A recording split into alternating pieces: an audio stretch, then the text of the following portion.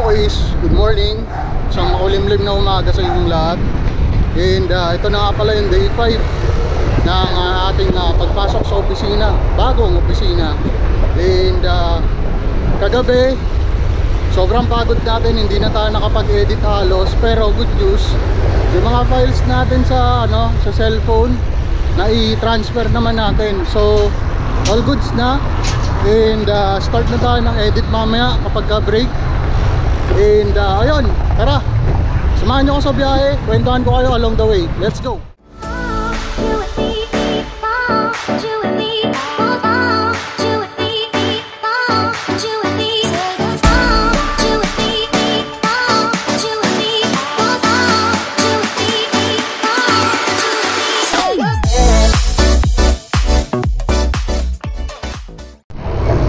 Okay, so ayun, kahapon nga, kagaya nga ng sabi ko, nabigyan tayo ng welcome kit, binigyan tayo ng access sa mga tools, and nabigyan tayo ng idea na may mga tools din pala na pwede makatulong sa atin sa pag-assist ng customer and mapalesen yung oras na pag-handle sa kanila. So ngayon, wala pa akong ka-idea kung anong gagawin, pero we are hoping for the best sa lesson natin ngayon sa training.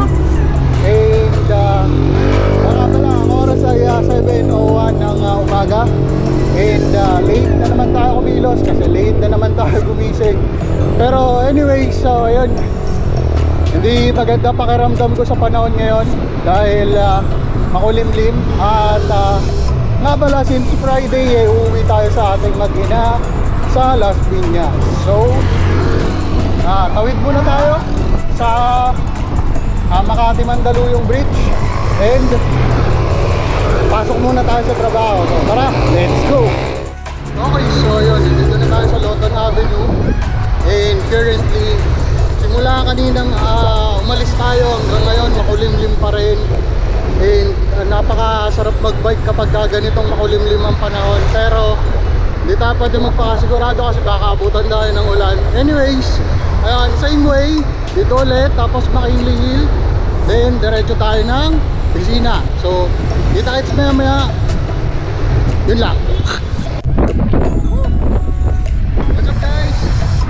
So yun, tapos na naman ng isang araw at isang linggo ng training. And yun,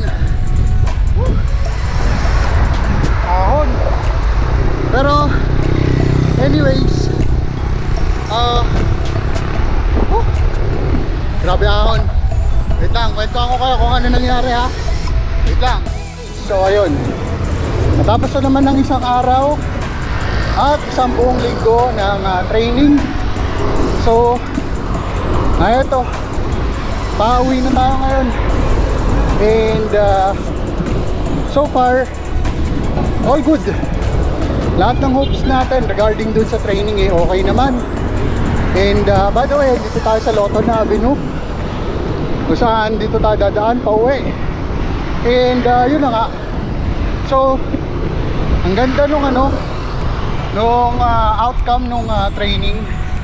And yung mismong scope of support namin. So na-discuss maigi kung ano yung mga gagawin namin, which is medyo complex kung tutusin, pero kahit pa paano magagawa naman ng paraan sa pamamagitan ng mga tools, mga ganyan, para hindi kami mahirapan sa trabaho.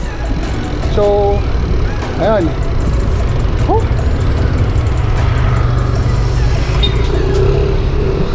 So ayun na nga, sa tulong ng mga tools at sa tulong ng mga tools mapapagaan lalo yung trabaho namin.